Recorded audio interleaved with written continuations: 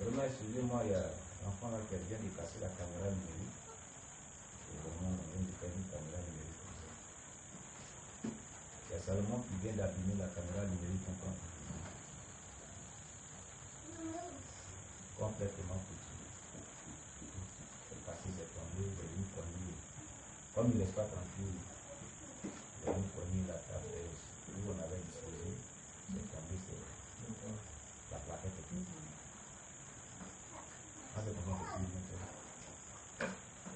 Donc c'est un peu dommage, mais moi qui espérais que je suis de près l'enseignement qu'on fait sur le livre des gens, depuis le début des gens, on va voir avec la caméra HD de l'iPhone que j'ai là, comme c'est fait expressément pour ça, parce que le mouvement ne sera pas grand, donc c'est un peu dommage. On verra ce que ça peut donner. Voilà. Non, voilà encore les défenses qui viennent à déjà une belle caméra. Une caméra numérique. C'est pas moins de 200 000 francs. Pas moins de 200 000 francs. Oui. C'est une caméra qui est faite pour faire des montages. On peut dire que Dieu nous donne les moyens pour cela. C'est le nom de Dieu soit béni. Alors nous allons continuer notre étude. Amen. On va vraiment continuer la lecture. Alors, on va continuer la lecture. Voilà, donc je disais Jean chapitre 2, de verset 13 à 22. Amen. Voilà, il est dit dans ce texte, la Pâque des Juifs était proche. Et Jésus monta à Jérusalem. Il trouva dans le temple les vendeurs de bœufs, de brebis et de pigeons, et les changeurs assis. Ayant fait un fouet avec des cordes, il les chassa tous du temple, ainsi que les brebis et les bœufs. Il dispersa la monnaie des changeurs et renversa les tables. Et il dit aux vendeurs de pigeons, ôtez cela d'ici, ne faites pas de la maison de mon père une maison de trafic. Ses disciples se souvinrent qu'il est écrit, le zèle de ma maison le dévore. Les Juifs, prenant la parole, lui dirent, quel miracle nous montres-tu pour agir de la sorte? Jésus leur répondit, détruisez ce temple, et en 3 jours, je le relèverai. Les Juifs dirent, il a fallu 46 ans pour bâtir ce temple, et toi, en 3 jours, tu le relèveras. Mais il parlait du temple de son corps. C'est pourquoi, lorsqu'il fut ressuscité des morts, ses disciples se souvinrent qu'il avait dit cela, et ils crurent à l'Écriture et à la parole que Jésus avait dit.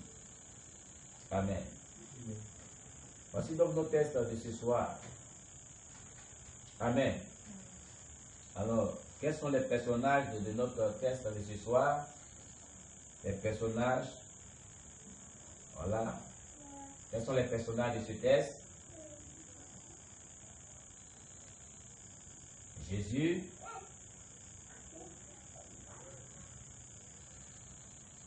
les disciples,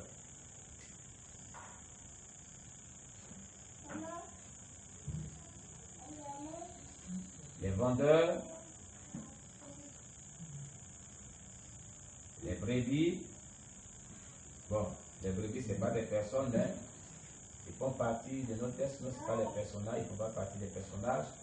Oui, nous avons Jésus, ses disciples, les vendeurs, et qui encore? Les échangeurs, les Juifs. Amen. Les Juifs. Voilà. Ok. De quoi nous parle le texte? De quoi nous parle de manière principale ce texte?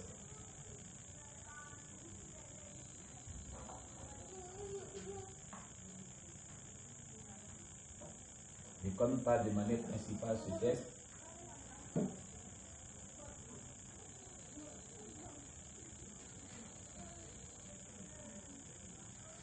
oui, amen. Le frère Boris nous dit, le texte nous parle des commerçants dans le temple, de ceux qui font le commerce dans le temple.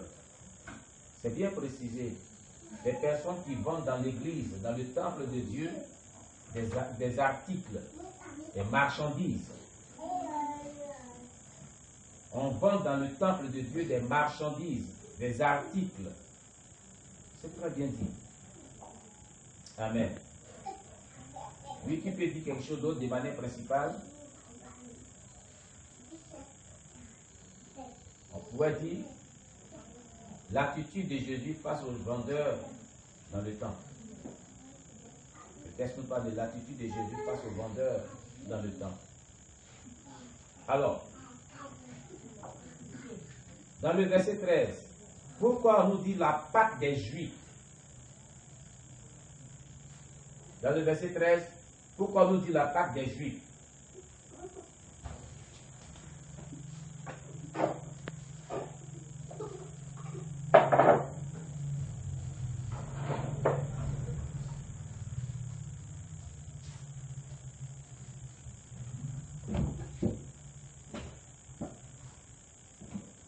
Dans le verset 13, pourquoi on nous dit la Pâque des Juifs? Pourquoi il est dit la Pâque des Juifs?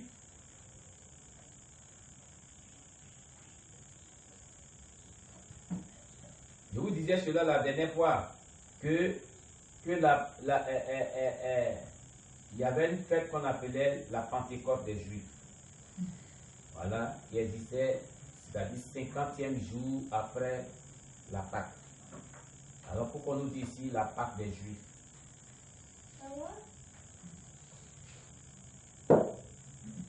Est-ce qu'il y a une autre Pâque, il y a un autre peuple pour qu'on dit la Pâque des Juifs?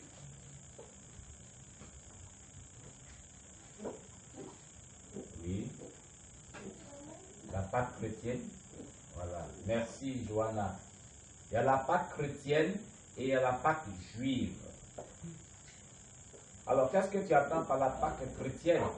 Et qu'est-ce que tu attends par la Pâque juive? Cherchez un machin couture sur le sorcier qui s'envole ici. Voilà, les petites chauves-souris là sont venues encore. Hein.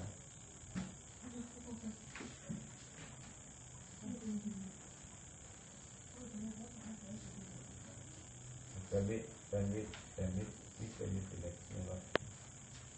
Et puis là, amen. La Pâque des Juifs. Il y a la Pâque chrétienne et il y a la Pâque des Juifs. Maintenant, qu'est-ce qu'on attend par la Pâque des Juifs? Qu'est-ce qu'on attend par la Pâque chrétienne?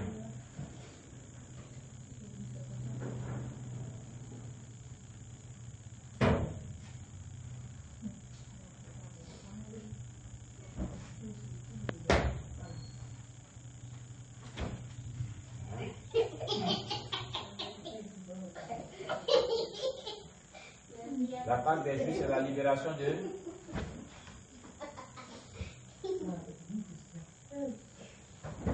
l'esclavage en Égypte. Après, c'est l'autre côté.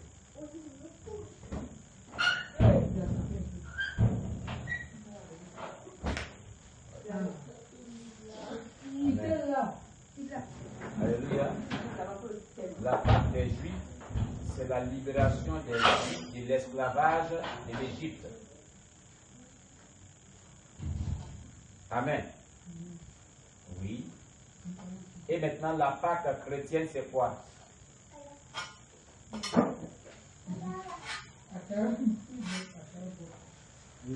Qu'est-ce que c'est que la Pâque chrétienne maintenant?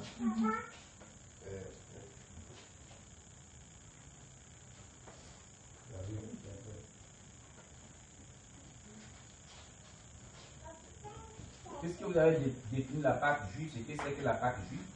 Maintenant, qu'est-ce que c'est que la Pâque chrétienne? Oui, Jemima. La Pâque chrétienne, c'est la célébration de la mort et la résurrection de Jésus. Jemima ici nous dit que la Pâque chrétienne, c'est la célébration de la mort et la résurrection de Jésus.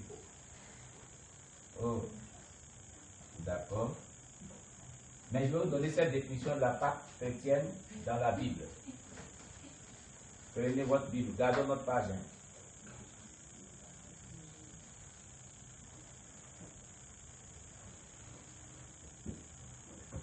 Amen.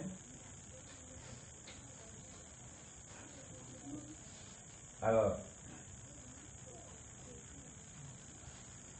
nous prenons notre livre dans le 1 Corinthiens 5, verset 6 à 8. 1 Corinthiens chapitre 5, verset 6 à 8. La Pâque chrétienne selon la Bible. On va donner la définition. Alors, je vais demander à la sœur Johanna de nous faire la lecture.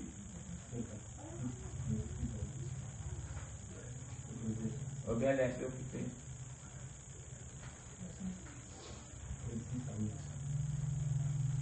Ou bien Aïcha, tu peux nous faire la lecture. 1 Corinthiens 5, verset 6 à 8.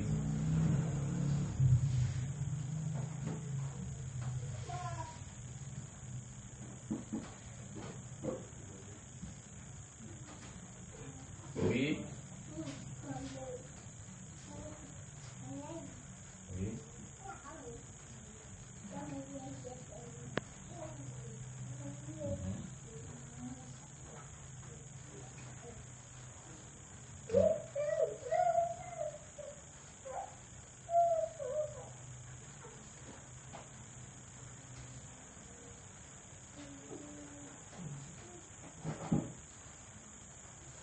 Oui, voilà. Tu lis en baillant, on sait qu'il est 23 heures là-bas. C'est bien ça. Et puis bien enveloppé dans ton drap.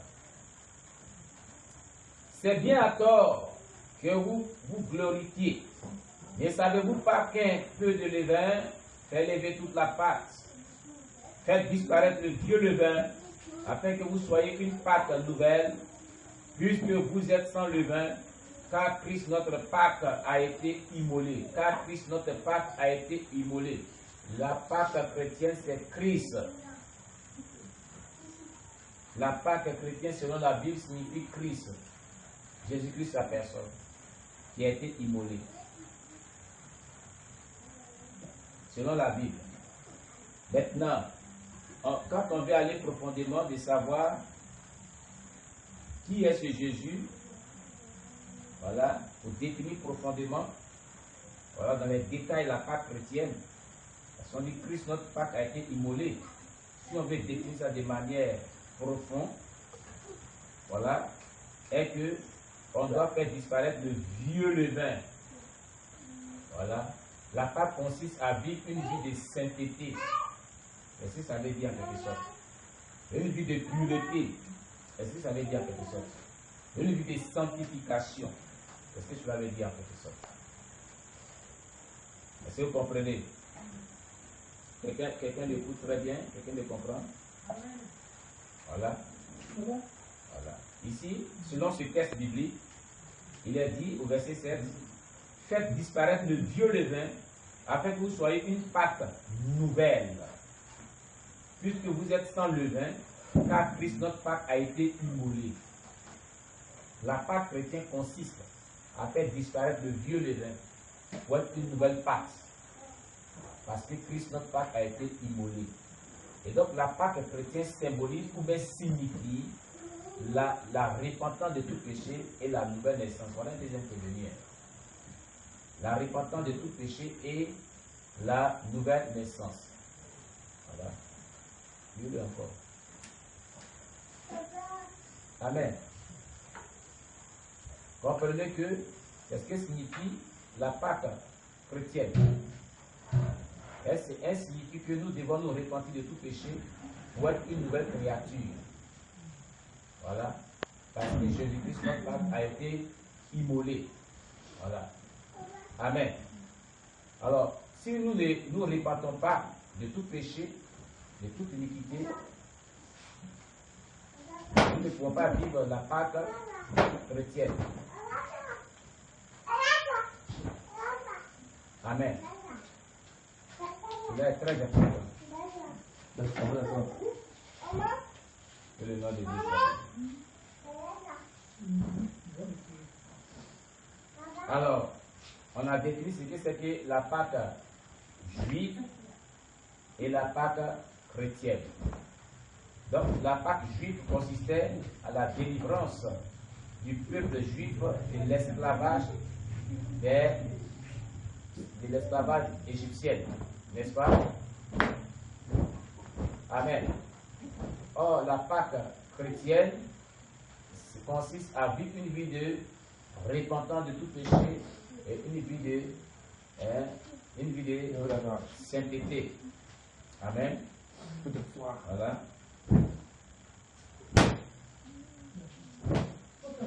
Bien. Donc, nous continuons. Alors, il est important de savoir que si tu es chrétien et que tu ne vis pas de la sainteté depuis la nouvelle naissance, tu n'es pas dans la Pâque chrétienne. C'est comme si tu n'avais pas accepté Jésus-Christ. Parce qu'il a dit c'est Jésus-Christ, notre Pâque. Notre Pâque, c'est Jésus qui a été humilié. Notre Pâque, c'est Jésus qui a été humilié. Amen. Notre Pâque, c'est Jésus qui a été humilié. Donc, en temps normal, quand tu acceptes Jésus-Christ, véritablement, la vie des péchés doit disparaître et la sainteté et la nouvelle naissance doit être.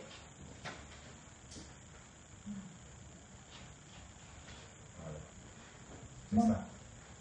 Selon ce qu'on vient de voir, si on en tient véritablement à ce que dit 1 Corinthiens 5, versets 6 à 8, voilà ce que c'est que la Pâque chrétienne dans ce texte. La Pâque chrétienne, c'est Jésus-Christ. Je pourrais dire Jésus-Christ, celui qui transforme la vie des humains à une bonne vie chrétienne et qui apporte le salut. C'est la Pâque chrétienne. Voilà. Parce que l'œuvre de la rédemption à la croix de Jésus-Christ nous donne véritablement de pouvoir vivre cette vie chrétienne, la capacité de vivre cette vie chrétienne. L'homme ne peut pas vivre la vie chrétienne tant que il n'a pas, si Jésus n'était pas mort, disons, à la croix pour nous et ressuscité des morts, on ne peut pas vivre la vie chrétienne. Ce n'est pas possible. C'est à cause de l'œuvre de la rédemption à la croix de Calvaire que nous arrivons à vivre la vie chrétienne. C'est ce qui fait la Pâque chrétienne en temps normal. Alléluia. Que le nom de Dieu soit béni. Et donc nous continuons. Et pardonnez, voyez si ça passe bien.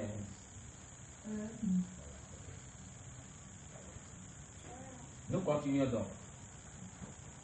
Alors on dit, Jésus monta à Jérusalem, il trouva dans le temple. Qu'est-ce qu'il trouvait dans le temple? Dans le temple. Qu'est-ce que Jésus trouva dans le temple? On va citer ce que Jésus, les vendeurs de quoi? Les vendeurs de bœufs, de brebis et de pigeons et les changeurs assis. Qu'est-ce qu'on appelait les changeurs? Les changeurs, c'était qui? Les changeurs, c'était qui? Les changeurs, là, c'était qui? Ils faisaient quoi? Quand ils changeaient quoi? Voilà. Donc, il trouva aussi des gens qui changent de l'argent. C'est des gens qui changent de l'argent. Ils changent de l'argent. Amen. J'ai la version parole de vie qui nous dit, Jésus trouva aussi des gens qui changent de l'argent. Amen. Voilà. Les gens qui changent de l'argent. Voilà. Donc, ce n'est pas les gens qui payaient la monnaie, mais c'est les gens qui changeaient des billets. Changeaient de l'argent. Voilà. Et ils changeaient de l'argent, c'est ce que c'est en Côte d'Ivoire. Je dis, les francs qui sont différents, là. On change. Voilà. Dans l'église, hein, c'est dans l'église. Dans l'église. Dans le sanctuaire, dans le temple de Dieu. C'est là qu'il trouve des personnes qui changent de l'argent, qui font un business d'argent dans l'église. Et puis on a trouvé quoi encore? C'est fini, non? Voilà. Il y avait des vendeurs de pigeons au verset 16. Des vendeurs de pigeons.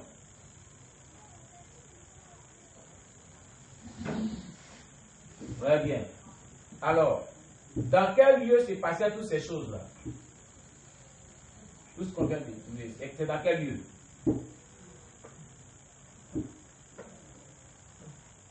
À Jérusalem, dans quel lieu précisément? Dans le temple de Jérusalem. Cela veut dire dans l'église. Je vais vous poser la question. De nos jours, est-ce que cela n'existe pas? Est-ce que les gens ne font pas les mêmes choses dans l'église de nos jours, sous une autre forme?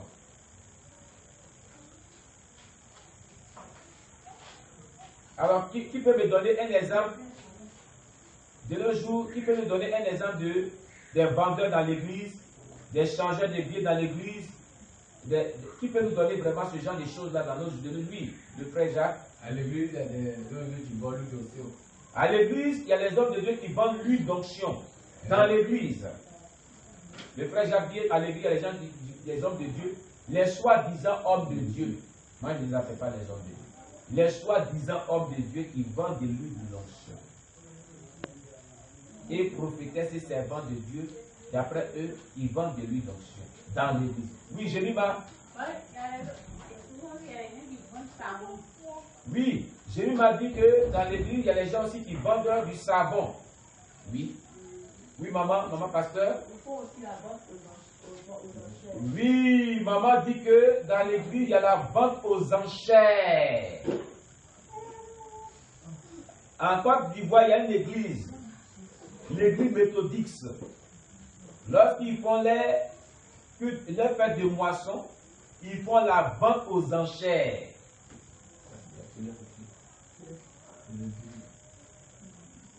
Oui.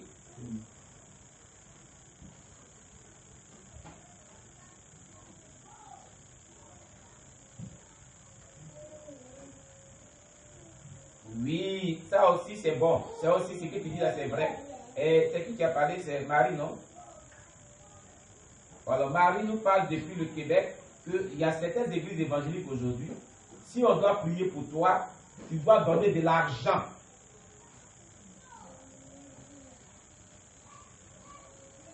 Tu dois donner de l'argent d'abord, avant qu'on prie pour toi. Ah, voilà, on dit que c'est un nouveau terme, on doit bâtir l'hôtel. On va bâtir l'hôtel. On doit donner une offrande. Hein? À l'heure de l'offrande. Comme dans la Bible, il est dit qu'il y avait l'heure de l'offrande. Donc il prend ce passage, il interprète mal. À l'heure de l'offrande, on doit faire ta prière. Donc il envoie l'offrande à cette heure.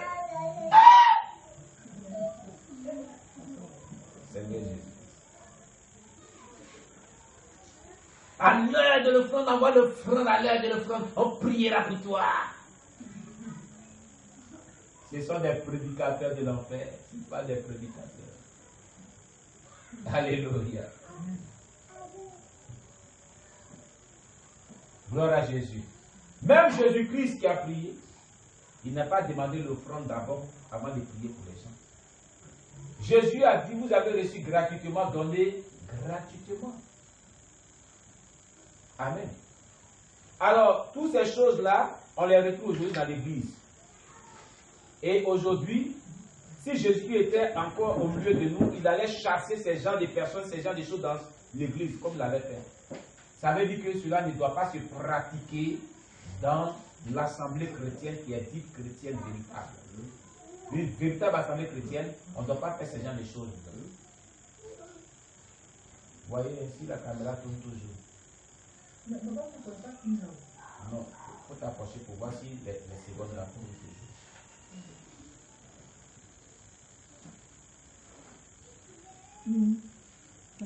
D'accord. Amen. Vous voyez, chers bien-aimés, aujourd'hui, dans une église, on dit, bon, il y a balai prophétique, balai d'action prophétique. Et balai là, on a moins cela, on a consacré ce balai là. Ce balai là, il coûte 50 000 francs. Qui dit mieux? Qui dit mieux, balai prophétique, 50 000 francs? Qui dit mieux? Un balai qui coûte 50 francs. 100 francs ou 150, on le vend à 50 000 francs. Écoutez, j'ai bien aimé, balai qu'on prend pour balayer dans la maison, 50 000 francs dans l'église. Et l'autre dit que moi, je prends 50 000 francs. 50 000 francs une fois, 50 000 francs deux fois, qui dit mieux, 50 000 francs trois fois. Tu vas balayer les sorciers de ta maison. Tu vas balayer les sorciers de ta maison. Ils ne vont plus rester de ta maison. Quand tu as fait le balai comme ça, tu as crié au puissant par qui? Au secours Jésus. C'est de l'escroquerie notoire. C'est de l'escroquerie notoire. Alors l'autre dit que, bon, moi je donne 100 000 francs. On dit oui, on a dépassé 50 000 francs. Qui dit mieux? Qui dit mieux? Qui dit mieux? 50 000 francs, 100 000 francs, qui dit mieux? L'autre dit, j'ai dit 300 000 francs. Et un simple balai qu'on devait payer à 250 pour ces 100 francs, on le vend à 300 000 francs dans l'église, ou 50 000 francs, ou 100 000 francs, ou 150 000 francs. Quelle malédiction! Oui, on était allé faire le GVN dans une famille, une dame qui prie, qui fait le GVN avec nous, que nous faisons. Elle est d'une autre communauté chrétienne, parce que le GVN, on prend toutes les assemblées chrétiennes. Elle disait que dans l'église, ils ont envoyé un pasteur, ils ont envoyé un pasteur d'affaires de vente des achats. Le balai là, ils ont dit bon, balai 20 000 francs. L'autre dit que 40 000 francs, l'autre dit que 50 000 francs. Ils s'est résisté 50 000 francs. Ils ont payé le balai là 50 000 francs devant elle. Ça l'a dépassé. À cette période des amens là, c'est grave. Les amens, le BP sur le bac, à cette période des amens. On a consacré le bic de la réussite. Le bic, ce bic là, c'est le bic de la réussite. 5 000 francs, qui dit mieux? Moi, il donne 10 000 francs. 10 000 francs, 10 000 francs. Qui va prendre le bic de la réussite? Bon, moi, il dépose 100 000 francs. Un bic qui coûte 100 francs. Parce qu'on dit simplement qu'on l'a consacré, c'est bic de la réussite. Quel mensonge, quel consacré. C'est la malédiction. La Bible déclare que c'est Dieu qui donne l'intelligence et la connaissance. Prenez vos Bibles. Prenez vos Bibles. Ésaïe, gardons la page 1. Ésaïe chapitre 11, je crois. Prenez vos Bibles. Vous allez voir, vous les élèves, vous qui passez les concours, partez vous faire escroquer par les escrocs. Les escrocs. Les escrocs, but de réussite. But de réussite. Un but qu'on coûte, et un but qui coûte 100 francs va coûter 5 000, 10 000, 100 000 francs. Et maintenant, ces gens-là, quand ils viennent dans ces îles, ils ont dit, bon, payer 10 000, ils disent qu'on les escrocs, on a payé 10 000, on dit c'est escroquerie. Mais là, où les escrocs, quand ils ne disent pas un mot, hein, ils donnent l'argent, sans parler. Amen. Ésaïe chapitre 11, le verset 1 jusqu'au verset 2. Surtout le verset 2. Le verset 2 seulement. Il a dit, je vais lire le verset 1 jusqu'au 2. Puis un rameau sortira du tronc d'Isaïe, et un rejeton naîtra de ses racines. Verset 2. L'esprit de l'Éternel reposera sur lui. 2 points. On va montrer qui est cet esprit-là. Esprit de sagesse et d'intelligence. Vous voyez l'esprit, cet esprit est un esprit de sagesse et d'intelligence. Esprit de conseil et de force. Esprit de connaissance et de crainte de l'Éternel. C'est le Saint-Esprit qui donne la connaissance. C'est le Saint-Esprit qui donne l'intelligence pour réussir. Ce n'est pas un bic de réussite. Amen. Amen. Amen. L'escroquerie notoire. Le Saint-Esprit est un esprit d'intelligence, est un esprit de connaissance, est un esprit de science, est un esprit de sagesse. C'est le Saint-Esprit qui donne l'intelligence. C'est le Saint-Esprit qui donne la connaissance. Regardez, quand il y avait une mémoire défaillante, ce qui m'a amené vers le Seigneur, puis Dieu m'a appelé à ça. Quand il y avait un problème de mémoire, et que Dieu m'a conduit vers mon père spirituel, le prophète Élie Abodio, qui n'existe plus, le jour qu'il m'a imposé la main pour la première fois, il priait pour moi, il a commencé à dire, mais toi, voici ce que Dieu me dit. Dieu dit que tu es venu pour ta délivrance, mais il dit que tu es son serviteur. Ta mémoire est défaillante, les sorciers qui ont pris ton intelligence. Mais Dieu dit qu'il va restaurer ton intelligence, mais cette fois-ci, il te donnera l'intelligence pour que tu puisses connaître la parole de Dieu et l'enseigner et la prêcher. Voilà, ça c'est ce qu'aujourd'hui il est pas aujourd'hui. C'est un don. Voilà comment c'est venu. C'est un don. Et lui, Dieu dit, il renouvelle ton intelligence, il te redonne l'intelligence pour que cette fois-ci, cela puisse servir à mon œuvre. Tu enseigneras la parole, tu prêcheras la parole. Voilà comment c'est venu. C'est un don. Donc c'est le Saint-Esprit qui donne l'intelligence, la connaissance, la sagesse. Ce n'est pas un bic. Dit bic de réussite, bic de malédiction. Tu finis de l'utiliser, les démons vont t'attaquer. Tu finis de l'utiliser, tu seras maudit à l'avenir. Maudit maintenant et à l'avenir. Si c'est avec ce bic-là, tu as eu ton bac, ton BPC, c'est ta mort que tu as signé. Et puis le chômage, et puis la malédiction. Parce que tu ne vas pas réussir. Tu auras les diplômes. Vous voyez, il y a beaucoup de personnes dans les diplômes qui ne trouvent pas travailler. C'est à cause de ça. C'est l'une des raisons. Et quand bien qu'il trouve travail, du père, il meurt. Il ne trouve même pas le premier salaire. C'est l'une des raisons. Amen. C'est l'une des raisons. Je ne dis pas que c'est ça, mais regardez par exemple ici à Babel une année, il y a une jeune dame qui était procureure de la justice. Elle est sortie procureure de la justice. Elle était à Boaké. L'année où elle devait... Elle est venue en décembre pour fêter sa maman, ici à Babel ici. La veille, le 31, à la veille du 1er janvier de cette année-là, il était à table. Et sa maman, c'est-à-dire qu'après les fêtes là, elle allait toucher son rappel, son salaire. Il était à table et sa maman a piqué Christ, sa maman est morte devant elle. Quand sa maman a piqué le Christ, ils ont mis sa maman dans la voiture. Au moment où elle allait aussi acheter des gars, ils ont dit qu'elle était bien morte il y a 15 minutes de cela. Et cette maman-là n'a pas pu goûter le fruit de ses labeurs. Parce qu'on dit la souffrance pour que sa fille puisse réussir. Vous voyez? Vous voyez? Donc, il y a des malédictions, il y a des morts. Je ne dis pas que je précise, je ne dis pas. Il ne faut pas que quelqu'un va dire non que oui, le pasteur Dano avait dit que la femme est morte ici. Là, non, c'est pas ça. C'est pas ça. Il faut qu'on soit clair, c'est pas ça. Oui, oui. Ah oui. Les chrétiens, on les connaît. Amen. Dieu nous bénisse. Ok, que Dieu nous bénisse. Comment est-ce que dans une église, on peut faire les ventes aux enchères? Mais la vente aux enchères, c'est une malédiction. La première fois que la vente aux enchères a eu lieu, c'était les esclaves qu'on vendait. On vendait les esclaves à l'époque.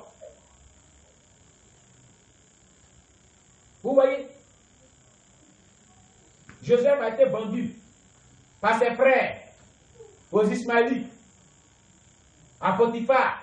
Arrivé en Égypte, les vendeurs qui l'ont payé, ses frères ont vendu Joseph en esclavage chez Potiphar. Ils l'ont vendu. Ça, c'est une vente aux enchères, une malédiction. Et c'est ça qu'on fait dans l'église, une malédiction. Oh Seigneur, au secours. Église, hein, église, une assemblée chrétienne. Au secours, Dieu. Ta maison est devenue. Et c'est pour ça qu'il s'est levé. Il a renversé tout dans la maison de Dieu.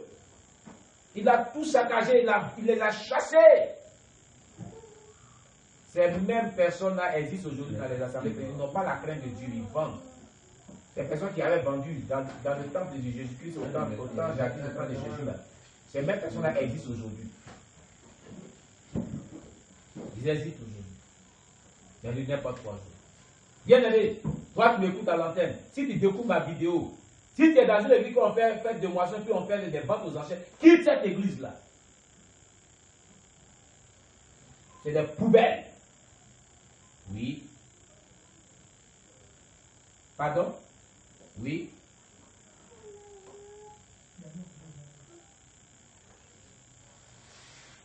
Oui.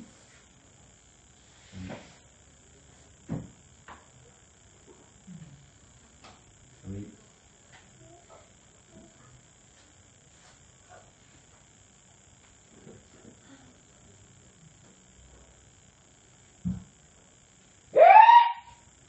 Oui. Regardez ce qu'elle dit. C'est dit, elle me parle du Maroc, elle dit que la femme passée a vu sur le Face, un homme de Dieu, un soi-disant homme de Dieu. Il dit pour que les fidèles qui sont malades soient guéris. Il dit que pour que les fidèles qui sont malades soient guéris, il va faire une action prophétique. Ils appellent ça les actions prophétiques. Il allait se laver. Quand il s'est lavé, il a recueilli l'eau qui s'est lavée avec ça dans une bassine. Et il est venu ça à l'église. Il dit, venez, la mienne vert. Ils ont bu, oh maman. Maman dit, oh, moi, je bois ça là. Ils ont bu.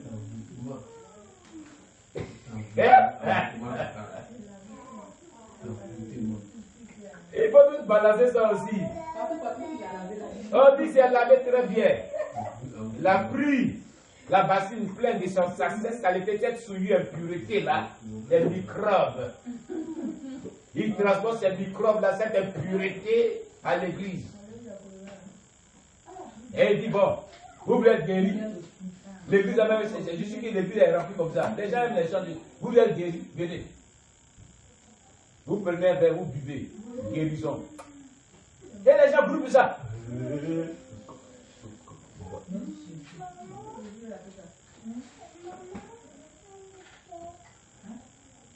Vous voyez? Excusez-moi. Est-ce que vous savez ce qu'il a fait? Est-ce que là-bas il se masturbe dedans? Tu bois tout ça là?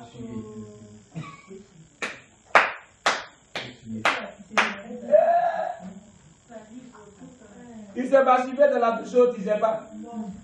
Il a bu boire dedans haute, il ne sait pas. Tu bois sur le bas, parce que tu cherches guérison.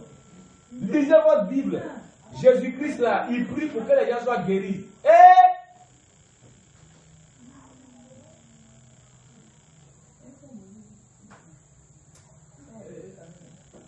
vous voyez, chers bien-aimés, il y a des pourritures. Ça ne se passe dans l'église. Du n'importe quoi. Que Dieu nous délivre de ces choses. Amen. Alors, je vous dis que ces genres de choses existent jusqu'au jour d'aujourd'hui. Sous une autre forme. Voilà. Sous une autre forme, les marchands d'illusions, les vendeurs d'illusions, les escrocs sont remplis dans les églises, dans les assemblées chrétiennes. Que Dieu nous en délivre vraiment. Alors, qu'est-ce que Jésus a dit lorsqu'il était en train de disperser toutes ces choses? Au verset 16, qu'est-ce que Jésus a dit? Que dit Jésus-Christ lorsqu'il a dispersé tout ce que les gens faisaient? Qu'est-ce qu'il a dit?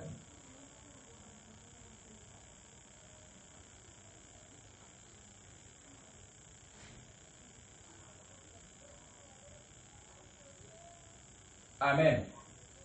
Il a dit, ne faites pas de la maison de mon Père une maison de trafic. Et aujourd'hui, les gens ont fait de la maison de Dieu une maison de trafic. Ça existe aujourd'hui. Des faux prédicateurs, des prédicateurs de l'enfer, des escrocs ambulants. Ils ont rempli nos assemblées chrétiennes. Sortez du milieu d'eux. Des pourritures.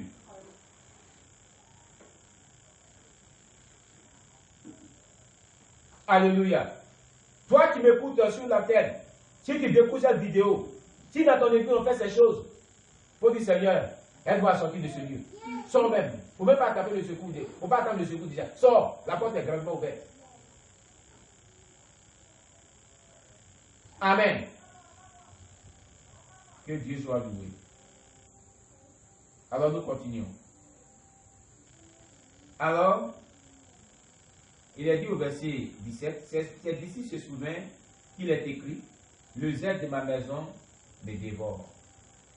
Qu'est-ce que cela voulait dire? Cette phrase. Le zèle de ma maison me dévore. Qu'est-ce que cela veut dire?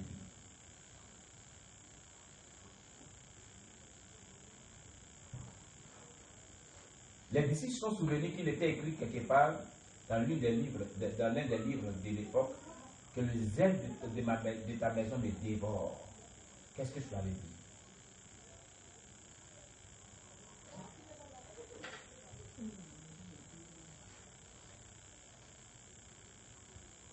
Oui, en tout cas, Johanna, il faut essayer. Hein.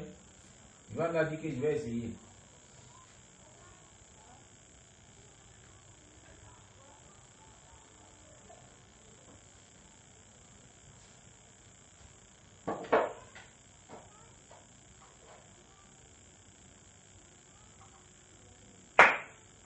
n'a pas de Seigneur. Merci, ma fille Johanna. Oui. En fait, quand on parle de zèle de ta maison de divorce, c'est-à-dire qu'un amour excessif pour l'œuvre de Dieu, un amour excessif pour l'œuvre de Dieu est en train de vraiment l'influencer d'une manière irrésistible. Irrésistible. Amen. C'est ça. Et c'est ce qui le pousse véritablement à réagir comme cela. Et quand quelqu'un a un amour pour l'œuvre de Dieu, puis l'œuvre de Dieu est mal faite, est faite d'une manière anormale, et l'œuvre de Dieu est vraiment attaqué, il a souvent des réactions qu'on ne comprend pas. Il a des réactions que personne ne peut le comprendre. Amen. Alors la version parole de vie nous dit, les disciples de Jésus se rappellent cette phrase des livres saints, Seigneur, j'aime beaucoup ta maison. Voilà. Vous êtes ma maison, tu devrais dire, Seigneur, j'aime beaucoup ta maison. Un amour excessif de l'œuvre de Dieu. Amen. Voilà. Alléluia. Nous continuons. Alors, les Juifs prennent la parole, lui disent, quel miracle nous montres-tu pour agir de la sorte? Alors pour les Juifs, pour que Jésus puisse agir de la sorte, qu'est-ce qu'il devait faire?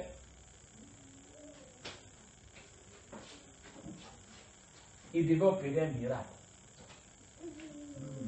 C'est-à-dire, si Jésus avait opéré un miracle, il pouvait agir de cette manière. Si on prend vraiment en termes littéralement ce qu'ils ont dit, c'est ce que cela signifie. C'est un désordre encore. Et même, ils sèment le désordre dans l'église, et puis encore, ils donnent encore une opportunité de désordre. Donc, si quelqu'un fait des miracles, il lui est permis de faire de n'importe quoi dans la maison de Dieu.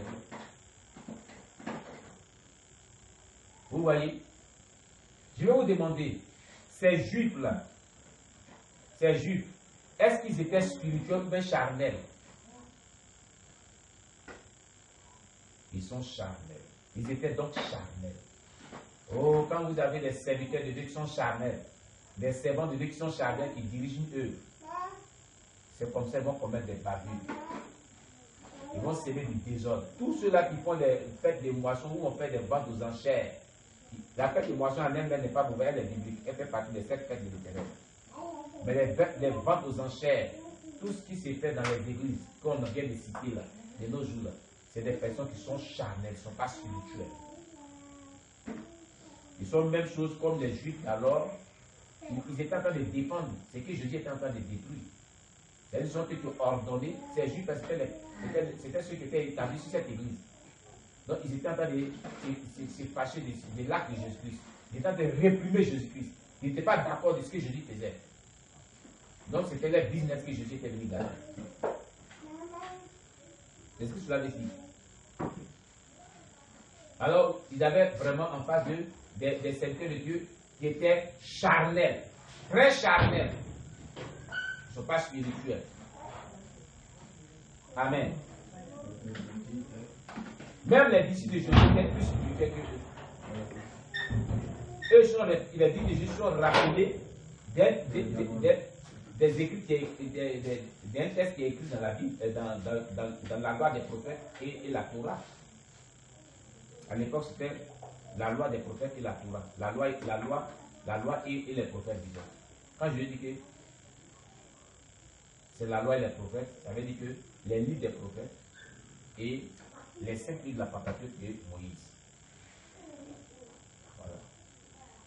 Quand il dit que cela fait, c'est-à-dire ce qui dit à ton projet, c'est la loi et les prophètes. Souvent, quand il dit souvent dans la Bible, c'est la loi et les prophètes. Quand on parle de la loi et les prophètes, on parle des livres des prophètes et on parle des 5 livres de la Pentateuque. Amen. Ils sont Genèse, Exode, Nombre, Lévitique et Deutéronome. Voilà les 5 livres de la Pentateuque. Les livres de la Torah. Amen. Donc, cela a été écrit dans ces livres-là, dans le passé. Amen. Alors, Jésus leur répondit, détruisez ce temple et en 3 jours je le relèverai. Les Juifs disent, il a fallu 46 ans pour bâtir ce temple. Et toi, en 3 jours, tu le relèveras. Regardez, de ces deux langages-là, quel est le langage qui est charnel et le langage qui est spirituel?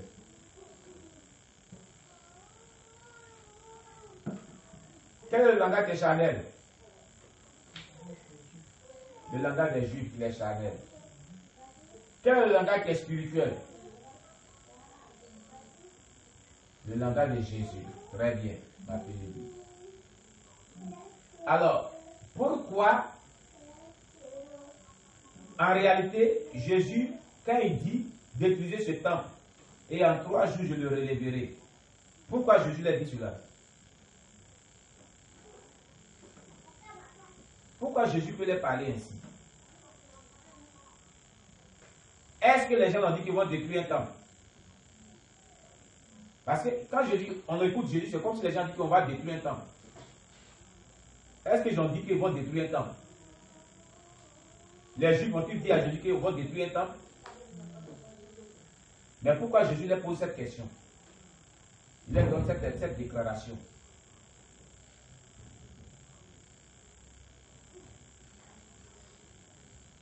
Ah, Seigneur Jésus-Christ. Pourquoi Jésus leur dit cela? Pendant que eux,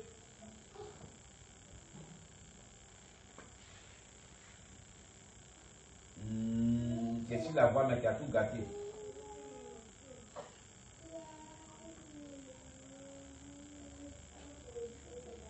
Oh là là, tu as tout gâté. Tu as tout gâté. Marie, pourquoi Jésus lui a parlé ainsi? Il fait jour là-bas, Marie. Au Québec, il est quelle heure? Il est quelle heure là-bas? Il est 15 heures. Ta caméra balance et puis ça nous montre le ciel. Ça brille là-bas bien. Alors, pourquoi Jésus lui parlait ainsi?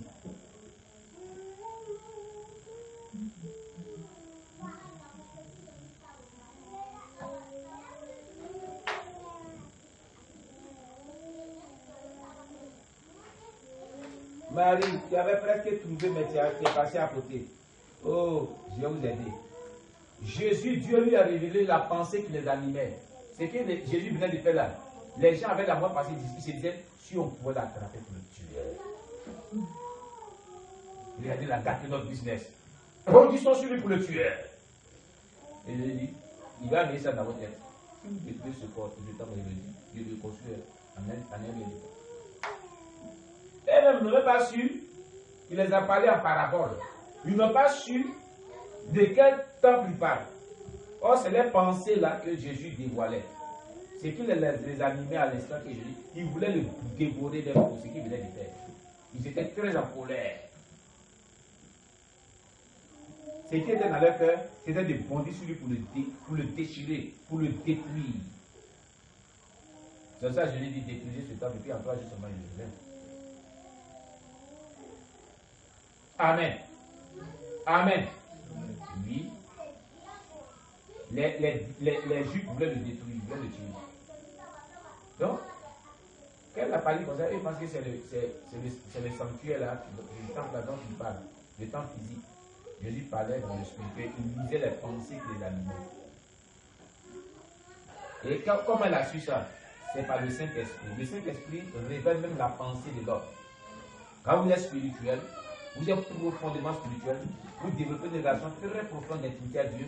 Dieu peut vous révéler même ce que pense quelqu'un qui est mauvais comme qui est positif comme qui est négatif.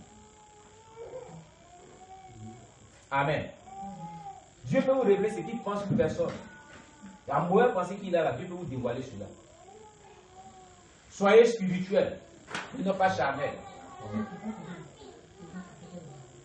Amen.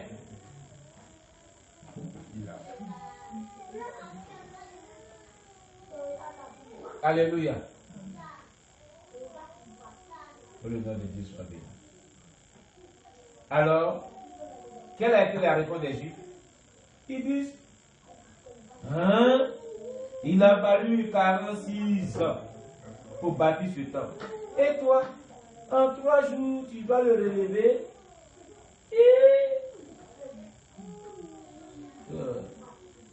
Regardez comment les gens qui sont charnels, regardez comment ils s'expriment. C'est-à-dire qu'ils sont hors sujet même de ce que Jésus dit. S'il y avait quelqu'un qui était là, s'il y avait quelqu'un qui n'était pas Jésus, il va se moquer d'eux. Il va dire, regardez cette personne, il ne savait pas ce qu'il dit. Est-ce qu'il savait ce qu'il dit? Il parle bien. Vous voyez? Soyez spirituels pour comprendre le langage spirituel. Jésus avait un langage spirituel, ils avaient un langage charnel. Ils avaient un raisonnement charnel. Ils étaient dans la chair. Et comment faire pour être spirituel et avoir un langage spirituel? Qu'est-ce qu'a fait Jésus pour qu'il y ait un langage spirituel et que vraiment il soit spirituel? Qu'est-ce qui a rendu Jésus spirituellement comme cela que eux? Pendant ce temps, c'était les hommes de Dieu eux aussi. Qu'est-ce qui a fait la différence entre l'attitude spirituelle de Jésus et puis de l'attitude? Qu'est-ce qui fait que Jésus est spirituel et qu'ils ne sont pas spirituels? Oui, Anne? Jésus avait l'esprit de Dieu en lui. Pardon, Anne? Jésus avait l'esprit de Dieu en lui. Non, eux n'avaient pas l'esprit de Dieu en eux. Anne dit que Jésus avait l'esprit de Dieu en eux. Ils avaient l'esprit de Dieu, c'est Dieu qui les appelait. Oui? Jésus vivait une vie de consécration. Très bien. Jésus vivait une vie de consécration par les jeûnes de prière, par le jeûne. Pendant que Jésus priait les nuits, il priait souvent de temps en temps les nuits. Quand vous avez vu le film de Jésus, de temps en temps, Jésus se retirait et priait les nuits. Eux, ils dormaient sur les oreillers. Ils mangent bien, puis ils dorment, ils ronflent. En tant que temps, Jésus lui fait le tout. Quand Jésus lui jeûne 40 jours, eux, ils sont en train de manger à des grandes tables. En tout cas, les tables étaient bien garnies de viande, de poulet. Ils mangent bien. Ils nourrissent la chair. Ils ont nourri la chair, ils ont préféré nourrir la chair. Donc, ils vont voir charnel. Ils vont voir le langage charnel. Mais lui, il a préféré nourrir l'esprit. Donc, il va voir spirituel, il va voir le langage spirituel. Deux types de serviteurs de Dieu. Des serviteurs charnels qui se consacrent à nourrir la chair ne seront pas efficaces, ils ne seront pas spirituels, ils seront charnels. Ce que tu auras sémé, tu le moissonneras aussi. C'est clair. C'est clair. Prenez Galates. Galates, chapitre 6. Galates, chapitre 6. C'est clair. Voilà, merci mon fils. Voilà, c'est qu'un homme aura moissonné, il le séminera aussi. Galates, chapitre 6, verset 7 à 10. Galates, chapitre 6, verset 7 à 10. Il est dit? Oui, vas-y.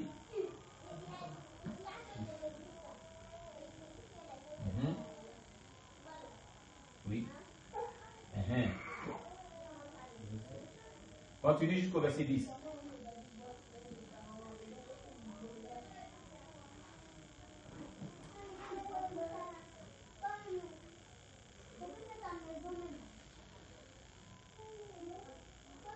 Très bien, c'est bon.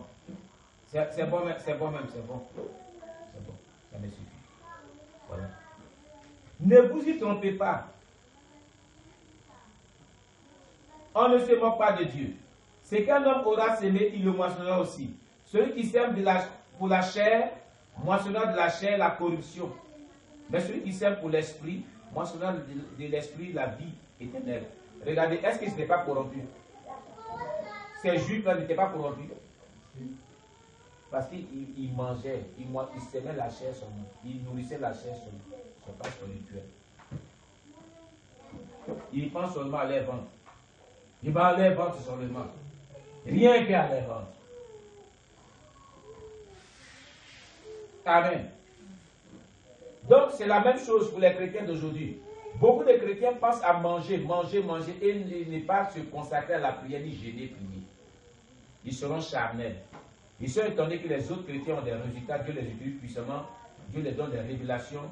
Dieu les donne des visions. Dieu les utilise puissamment. Et puis ils ont l'onction. Et puis eux n'ont pas l'onction. C'est normal si toi tu dors pendant que les autres prient les nuits. Si toi tu manges pendant que les autres gênent. Mais tu vas être comme ça, pas sans aucune goutte d'onction. Quand tu dis au nom de Jésus, mouche ne peut même pas passer. Il ne peut même pas quitter. Les mouches, il dit au nom de Jésus, les mouches, Ta prière sent dans notre vie. On vient à cause de l'odeur de ta prière. Ça vous fait rire? Dieu nous bénisse. Alléluia. Alors, dans le verset 21, il est dit, mais il parlait du temple de son corps. Il parlait du temple de son corps. Il y a deux principaux types de temples. Il y a le temple physique de faire un bâtiment, dans lequel on se rassemble pour prier. Et il y a le temple spirituel, qui est le corps de l'homme, qui est croyant chrétien, qui a accepté Jésus-Christ. Car la Bible déclare que notre corps est le temple du Saint-Esprit. Amen. Donc, ici, il est écrit, il parlait du temple de son corps, alors que eux, ils pensaient que c'était le temple qui était fait des bâtiments, physiquement. Donc, deux personnes différentes. Une personne spirituelle, une personne charnelle. C'est normal qu'il y ait ces résultats. Amen. Amen. C'est pourquoi, lorsqu'il fut ressuscité des morts, ses disciples se souvinrent qu'il avait dit cela et ils crurent à l'écriture et à la parole que Jésus leur avait dite. Ce qu'il avait dit là, c'est réalisé. Les gens l'ont tué, ils ont détruit le temple qui était son corps. Et 3 jours, il a été ressuscité. Donc, il avait rebâti ce temple. C'est ce qu'il avait dit. C'est réalisé. Amen. C'est réalisé. Jésus veut dire par là qu'il était prêt. Il pouvait se sacrifier pour l'œuvre de Dieu. Est-ce que vous pouvez vous sacrifier pour l'œuvre de Dieu? Il s'est sacrifié. Il était en train de dire à ces personnes que si vous voulez tuer moi, je suis prêt pour cela. Mais Dieu va me relever. Qui peut dire aujourd'hui qu'il est prêt pour mourir pour l'œuvre de Dieu? Hey, c'est passé, ils n'ont pas mis pistolet mitraillette devant toi. Il vous a parlé de ce pasteur là boité. On l'a arrêté avec sa femme. Qui est pasteur ici? Il dit, moi je ne suis pas pasteur. Alors que les gens le connaissaient dans le quartier. Il dit, je ne suis pas pasteur. Il dit, bon, vous passez à côté ici. Madame, tu es pasteur? Sa femme dit que moi je suis pasteur. Sa femme était prête à mourir. Elle dit, d'accord. Madame et tes enfants, allez-y. Toi, tu n'es pas pasteur. Bouillard. Donc il est sur les portes. Il a renié le Seigneur, il a en enfer. Ça c'est clair. Dans le témoignage de Christ Ibani, cet homme chrétien qui était saint, on a déjà vu ça dans les dossiers vides. Cet homme qui était saint, ils l'ont attrapé les Boko Haram. Ils ont mis pistolet devant lui, ils ont dit il faut qu'il renie Jésus-Christ. Sinon, s'il ne renie pas Jésus, ils vont le tuer. Il a remis Jésus, ils l'ont tué. Et au ciel là-bas, on dit que tout le ciel était tranquille. Il attendait sa réponse. Il a raté son salut à cause de ça. C'est parce que ce n'est pas devant vous. Vous dites ça comme ça, mais quand vous serez dans l'action, vous allez revenir Jésus. Hey! Je vais vous rendre un témoignage pour terminer. C'est mon pasteur qui a rendu ce témoignage. Je vais vous rendre ce témoignage. Et je crois qu'un jour Dieu va faire que j'ai fait ça aussi. Le pasteur, un pasteur de l'église Assemblée de Dieu, où elle était avant. Maman, c'était Assemblée de Dieu qui l'a dit, non? D'accord, Assemblée de Dieu. Et voilà, qu'est-ce qui va se passer? Le pasteur a dit, je vais voir ceux, si Jésus venait aujourd'hui là, quels sont ceux qui seront sauvés dans mon assemblée chrétienne? Parce que les gens disent papa. Et quand ils viennent, papa, les enfants, ils m'aiment, ils voient Jésus, celui qui m'aime. Et celui qui aime Dieu. Chaque jour, ils sont zélés. Il allait voir. Il allait voir les gens, il allait voir les corps habillés. Et quand il a dit, bon, on va tourner une scène. Ils ont tué un animal, ils ont mis le sang. Le sang, ils ont mis, il a pris un couteau. Il dit, quand vous venez ce dimanche-là, venez à tel, les gens étaient là, les vies est rempli. Vous trouvez le gardien, vous lui dites que c'est toi qui brille Jésus ici, qui a Jésus-Christ. On va te tuer. Qui a Jésus-Christ, qui a Jésus-Christ. Vous allez te tuer. Et eux tous là, vous allez. Donc quand ils sont venus, ils ont tué le gardien. Ils ont tiré à l'air, ils ont rafalé. D'abord, à l'église, on est sorti quelque part. Hein? Bon, comme on est habitué, c'est ça. Peut-être certainement, ils ont dit ça. Ils ont pris le gardien. Et il dit, toi, tu es chrétien. C'est toi qui pries Jésus. Il dit, mais je ne suis pas dans ça. Lui, il a arrêté Jésus d'abord. Ils sont rentrés dans la cour de l'église. Voilà, cargo. C'est rentré viol. Quand c'est rentré, ils ont commencé à rafaler. Ah! S'il y a des gens qui pouvaient pisser, vont pisser. Donc peut-être qu'ils ont aussi abandonné, je ne sais pas, mais vraiment, il y a des gens qui ne tiennent pas. Ils sont rentrés dans l'église. qui prie Jésus-Christ ici là? Le pasteur dit, moi, il prie Jésus là. Il dit, bon, amenez-le dans la salle là-bas. Oh, en tant que ils ont préparé la salle, ils ont mis le sang et puis ils ont mis le couteau. Donc, quand ils sont rentrés là-bas, certainement le pasteur, il a poussé comme s'il était mort. Et puis ils sont sortis là-bas. Et puis ils ont mis le couteau là dans le sang. Et puis ça coule. Ils sont rentrés dans l'église. Votre pasteur, il vient d'aller au ciel. Peut-être qu'il allait au ciel ou dans l'enfer, on ne sait pas. On veut le tuer parce qu'il dit qu'il a fait Jésus-Christ. Maintenant, vous. Qui est le second? Le second. Tu as fait Jésus-Christ, on te tue. Tu n'as pas Jésus-Christ, on ne te tue pas. Le diable, c'est celui qui prie Jésus. Moi, je ne prie pas Jésus. Il a pris la route de partie. Il est resté dans l'église. Il dit non, non, prie pas Jésus. Non, je ne dis pas que vous priez Jésus, vous le cabez. L'église s'est vidée. Même la maman pasteur. Et les gens partaient. Ça sort. Et puis ça murmure. Ah, cette affaire de guerre là. Oh. Non, on n'est pas dans ça. Non, on ne prie pas Jésus. Ils sont partis. Le pasteur est sorti. Il dit, chrétien, je suis envie d'aider. Pasteur envie, oh papa envie. Il dit, laissez-moi. Vous n'êtes pas des chrétiens. Si Jésus venait là, il y a une personne qui était sauvée ici. Donc tous ces années là qu'il a fait là, je n'ai pas amené une seule âme au ciel. C'est ce que ça veut dire. Vous n'êtes pas des chrétiens. Vous êtes des chrétiens.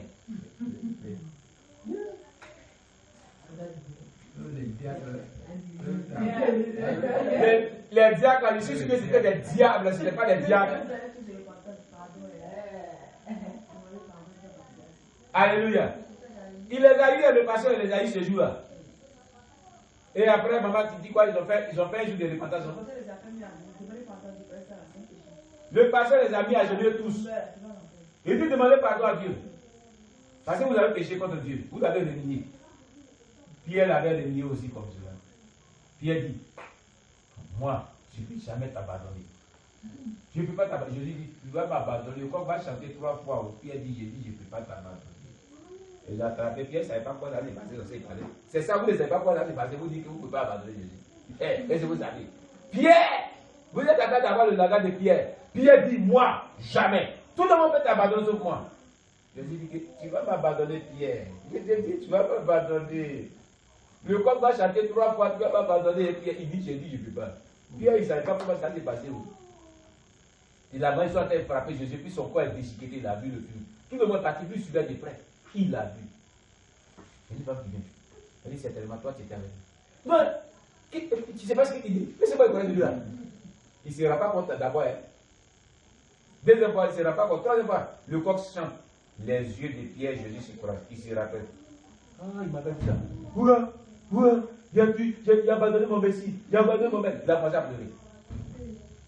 C'est ça, vous êtes en train de dire. Vous ne savez pas comment ça s'est passé. Vous ne savez pas comment ça s'est passé. Vous êtes en train de dire. Moi, je ne peux pas abandonner. Certains vont sucrer dans vos bouches parce que vous n'êtes pas devant un fusil. C'est pour ça que vous êtes en train de parler comme ça. Le pasteur, il a dit que j'ai pesé l'église à pouvoir. Il a vu clair.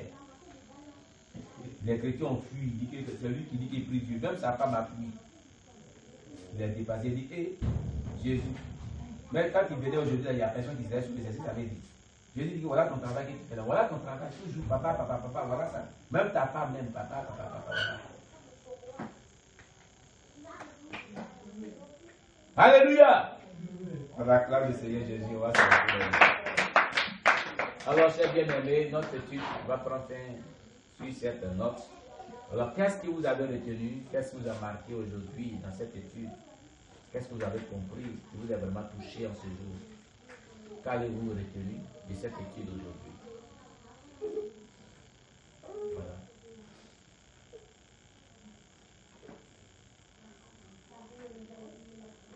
Pardon? La sœur Makaza? La négligence qu'on fait à l'église.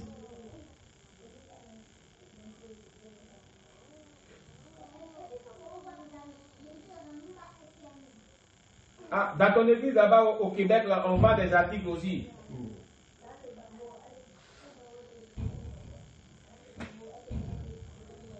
Oh, les tableaux d'art, on vend ça. Elle est artiste peintre, elle doit faire des tableaux d'art qui vient vendre à l'église. Jésus.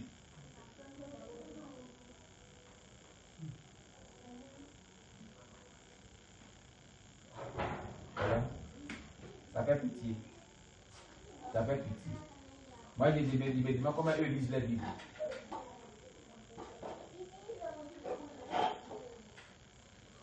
Que Dieu soit béni.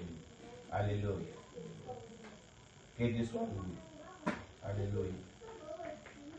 Voilà. Oui.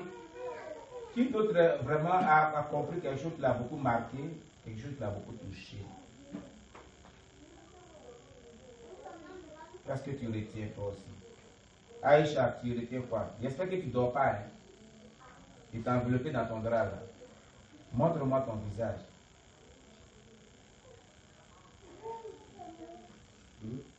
Seigneur Jésus, Aïcha est partie.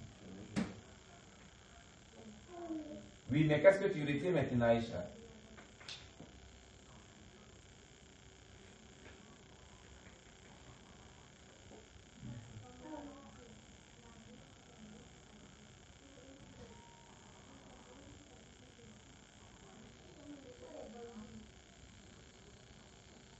Amen.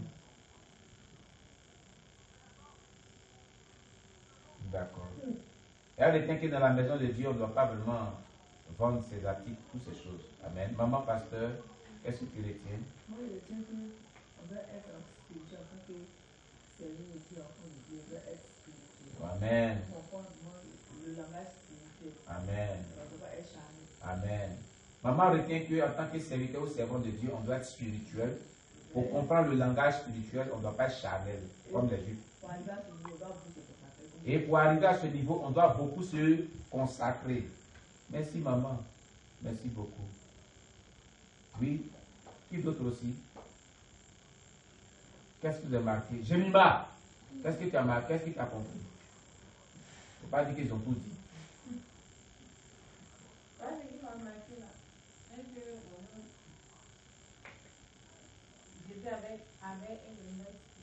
Jésus avait un langage spirituel. Ce qui a marqué Jemima, Jésus avait un langage spirituel. Oh Jésus, merci. Et nous devons avoir un langage spirituel. Et ce qui faisait que Jésus avait un langage spirituel, c'était quoi? Il se consacrait beaucoup. Ce qui veut dire que nous devons nous consacrer. L'apôtre Paul a dit, soyez mes imitateurs comme je suis le Christ. Donc l'apôtre Paul se consacrait aussi comme Jésus-Christ. Il avait aussi lui aussi un langage spirituel. Donc il nous demande que nous devons l'imiter comme il a imité Jésus-Christ. Ce qui veut dire que les chrétiens en temps normal doivent se consacrer comme Jésus se consacrait aussi. Pour avoir un langage spirituel. Amen. Alors donc, Johanna, ma fille Johanna, qu'est-ce que tu retiens?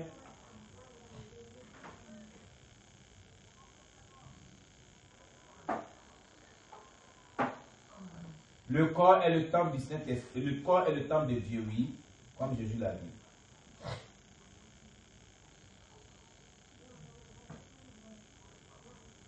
Oui.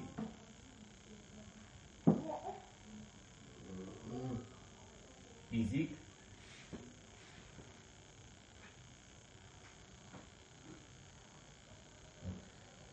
Oui.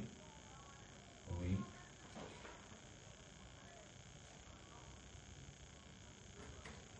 Amen. Amen.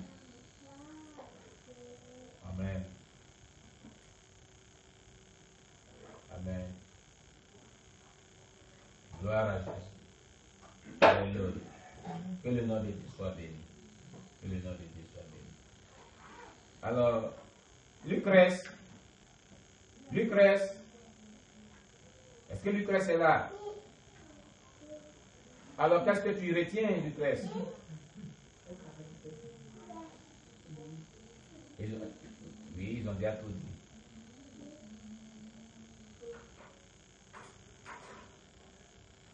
Soyons. Amen, amen, amen, amen, amen. Que Dieu soit loué.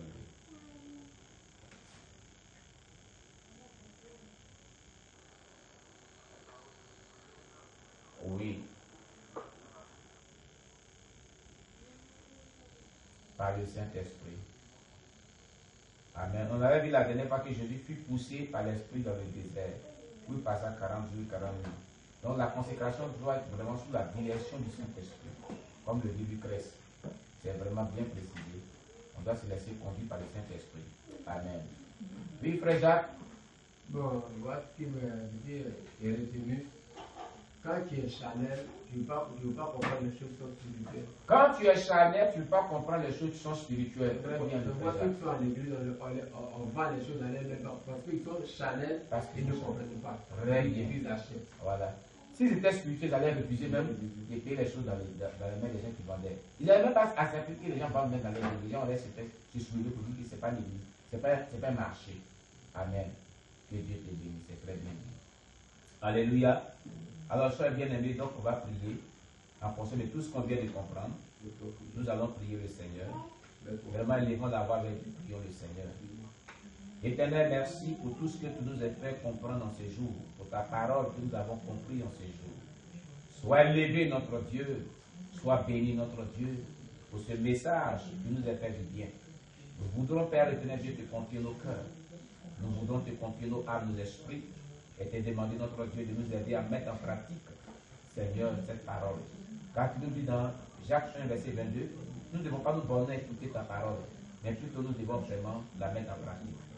Ô Père éternel Dieu, aide-nous à la mettre en pratique, pour que, éternel Dieu, nous puissions croître spirituellement, au nom puissant de Jésus-Christ. Béni soit-il ton nom, notre Dieu, au nom de Jésus-Christ. Amen. Amen. Bien-aimés, soyez bénis. C'est une très bonne étude. Et malheureusement, ma caméra numérique est partie aujourd'hui. Et vraiment, j'ai pris Dieu que Dieu, vraiment, suscite quelqu'un qui va m'envoyer un peu d'argent pour payer cette caméra numérique d'ici dimanche. Donc ça sera un peu compliqué pour moi. Alléluia. Voilà, que Dieu vous bénisse. Donc demain, nous avons notre nuit d'intercession de 21h à l'aube. Amen. De 21h à l'aube. Donc nous prions que chaque personne soit au rendez-vous. Voilà, nous prions que Dieu nous donne la force pour prier jusqu'à l'aube. Amen. Voilà, que Dieu vous bénisse. On se retrouve demain. Et continuez à évangéliser. Parlez de notre chaîne aux gens. Distribuez les liens que vous ont marqués à vos correspondants. Voilà, et puis exhortez-les vraiment à s'abonner. Et les nouvelles personnes que vous donnez les chaînes, dites-les qu'à partir de 28 minutes, les vidéos là viennent en sourdine, non? Voilà, parce qu'on n'a pas encore réglé ce problème. Voilà, précisez, parce qu'ils m'écrivent, il n'y a pas de son, il n'y a pas de son, je suis obligé de répondre qu'ils n'ont qu'à voir la vidéo urgent 021. Et puis s'il y a exprimé dessus. Voilà, donc précisez-les celui-là. Que Dieu vous bénisse. Voilà, à nous de voir demain. Allez, au revoir. Voilà, soyez bénis au nom de Jésus. Voilà. Bonne nuit, bonne nuit, bonne nuit, bonne nuit.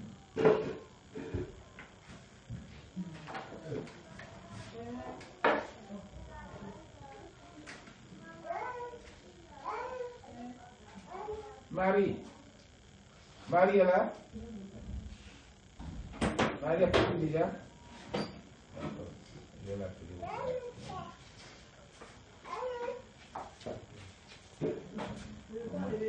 Oui.